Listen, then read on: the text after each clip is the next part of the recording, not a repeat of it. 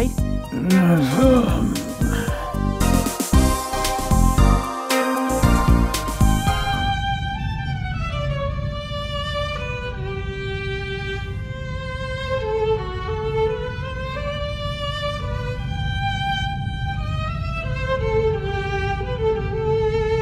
All good things must come to an end.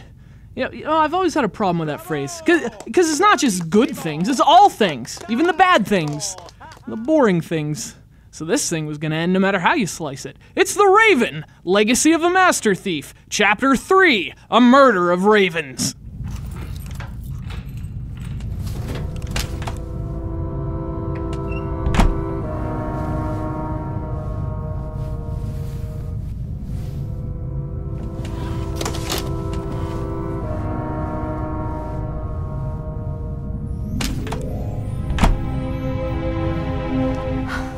Close.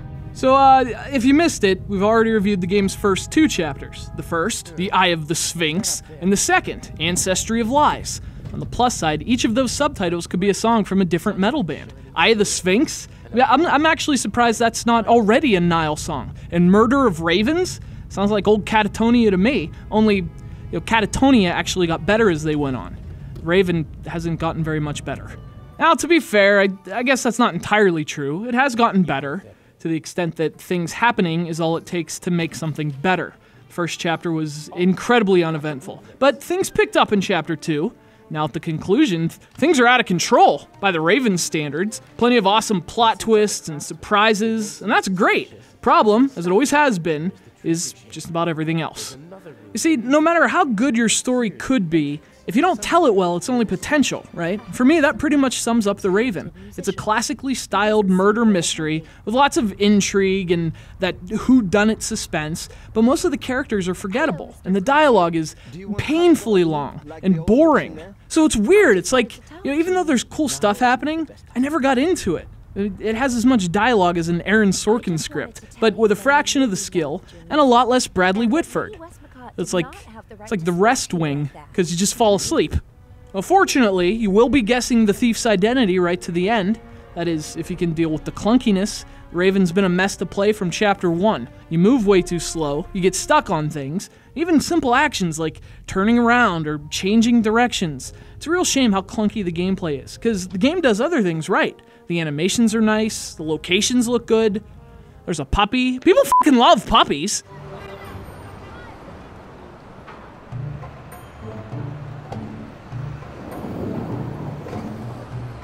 Yeah, you like that, don't ya?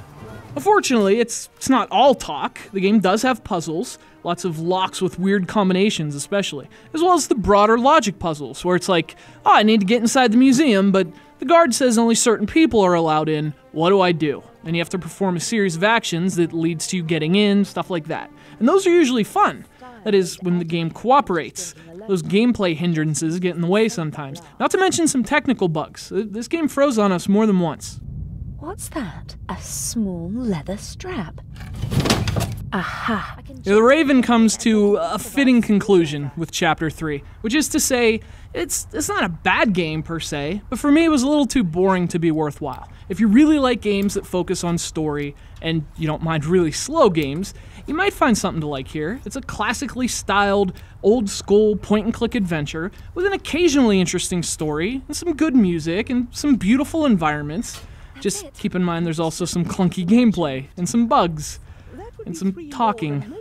Holy crap, is there a lot of talking. In The Raven! Legacy of a Master Thief! Chapter 3! A Murder of Ravens!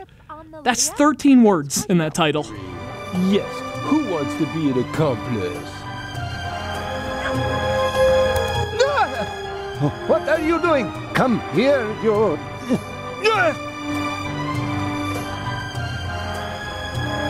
Stay away, you flea bag. Next time I'll wring your neck, even if it costs me my job.